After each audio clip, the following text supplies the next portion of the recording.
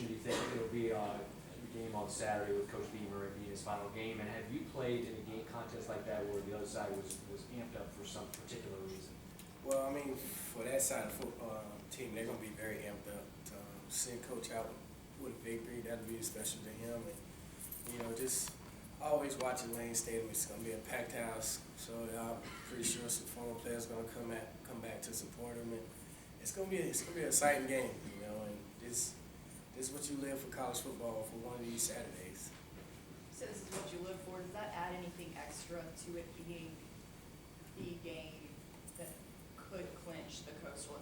It's a goal every week, but this week it is decidable. Actually, you just got to go out and focus. You know, it's the next game, it's the next big game, and you know you can't think of, you know, we have to win this to be clinched because then that's when things go wrong. But if we just come out and just think it's the next big game for us, just like when the Miami game was the next big game for us, and just come out, execute, have fun, and continue to take care of the football and create turnovers. So.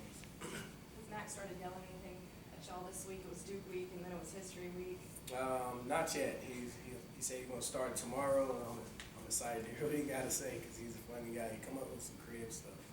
Is it kind of ironic? Virginia Tech's been, years ago, not too long ago, was the model program in the ACC, and now here they are trying to knock off you guys, the upstarts. What's your thoughts on that? My thoughts is just, you know, it's a team that's wanting to send their coach out with something special. You know, he's been around the program. He's done a lot of great things, and you know, they're gonna, like I say, they're gonna come out amped up, ready to go, and we just gotta come out, execute, and have fun. You know, like I say, you live for moments like this for Saturdays, ESPN 12 o'clock games, and it's gonna be an exciting game. There's probably going to be a fair contingent of outside fan bases who are rooting for them too, because they win, they're bowl eligible. It's his last game there. Are you ready to play the villain role in that regards? Actually, I'm just ready to just go get a win, man. And that's my main focus right now. Is just get this win. And it's been a long ride, and you know, a lot of people still think we're trying to make history, and that's the main thing, just making history. So that's my main focus, just to get this win. That's all I can think about right now. It's pretty cool to see that, you know, the polls that you guys are rising and that. There's some talk about, you know, you guys are really sneaking into the Final Four. You guys listen to that stuff? Is that pretty neat to you guys? I mean, it's cool, but you can tell they still don't respect you, and that's all right. As long as you just keep winning football games and keep winning by 30 and 40 points, I mean, eventually they will have to respect you. And it's fun, but you can tell deep down inside they don't want to talk about Carolina football. And that's all right. When you say they don't respect you, give me an example.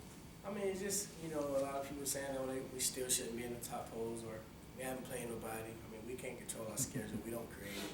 We just play the guys on there, and we just got to keep winning football games. You know, you win football games, they would have to keep talking about you. They don't really want to because we're just winning football games. We're doing what we need to do. Sounds like you guys want to hold on to that disrespectful card. Is that something that you guys can use to your advantage? Oh, yeah, we still look at ourselves as irrelevant, and that's the key around here. Just keep thinking we're irrelevant.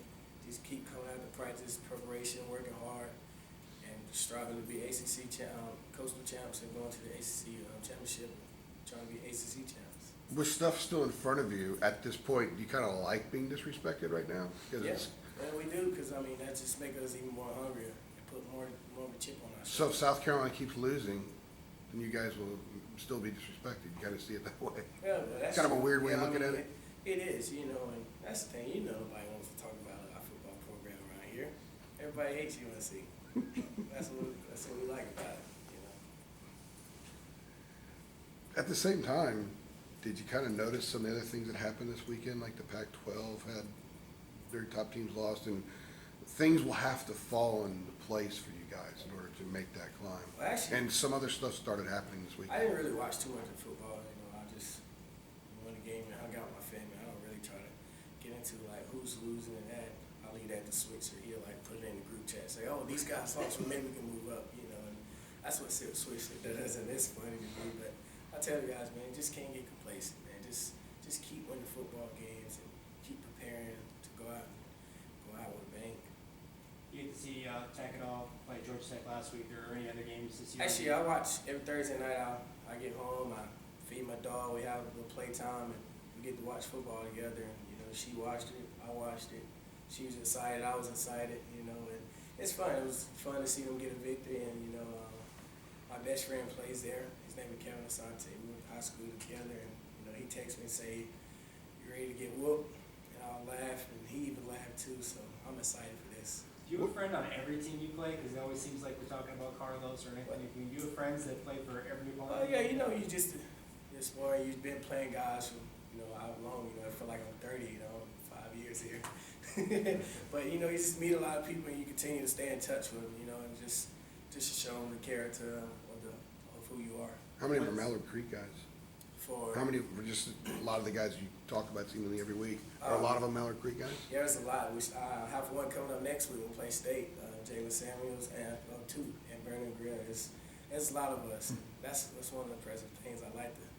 I still have a lot of guys that I play high school ball with and collegiate football level. What's particularly challenging about Virginia Tech's defense?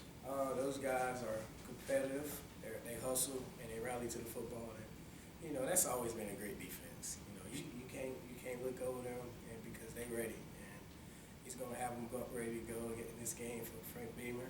And it's exciting. They play man, some two trap, and they gonna make you beat them one-on-one and competitive catches and stuff. All right. Thanks, folks. Thanks, Reese. Let's get Thanks, ready to Marquise.